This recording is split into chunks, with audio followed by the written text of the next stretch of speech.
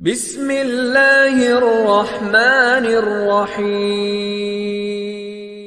اندھی بڑھیا کا واقعہ سیدنا عمر اور حضرت ابو بکر رضی اللہ تعالیٰ عنہم کے درمیان پیش آنے والے اس واقعہ میں جو لوگ غور و فکر اور تدبر کرنا چاہتے ہوں ان کی عبرت کے لیے بہت سی باتیں پوشیدہ ہیں۔ ابن القیم رحمۃ اللہ تعالیٰ اپنی کتاب روضۃ المحبین و نزہۃ المشتاقین میں لکھتے ہیں کہ حضرت عمر روزانہ صبح کی نماز کے بعد سیدنا ابو بکر رضی اللہ تعالیٰ عنہ کو غائب پاتے۔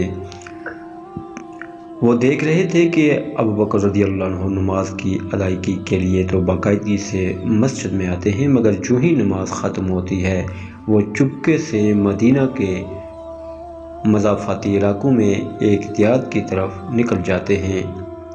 کئی بار ارادہ بھی کیا کہ سبب پوچھ لیں مگر ایسا نہ کر سکے۔ ایک بار وہ چپکے سے حضرت ابو بکر کے پیچھے چل دیے۔ سیدنا ابو بکر رضی اللہ عنہ دیہات میں جا کر ایک خیمے کے اندر چلے گئے۔ کافی دیر کے بعد جب وہ باہر نکل کر واپس مدینے کی طرف لوٹ چکے تو حضرت عمر رضی اللہ عنہ اس خیمے میں داخل ہوئے۔ کیا دیکھتے ہیں کہ خیمے میں ایک اندھی بڑھیا دو چھوٹے چھوٹے بچوں کے ساتھ بیٹھی ہوئی ہے۔ حضرت عمر نے بڑھیا سے پوچھا، اے اللہ کی بندی، تم کون ہو؟ بڑھیا نے جواب دیا، میں ایک نابینا مفلس اور نادار عورت ہوں۔ ہمارے والدین ہمیں اس حال میں چھوڑ کر فوت ہو گئے ہیں کہ میرا اور ان دو لڑکیوں کا اللہ کے سوا کوئی اور آسرا نہیں۔ حضرت عمر نے پھر سوال کیا، یہ شیخ کون ہے جو تمہارے گھر میں آتا ہے؟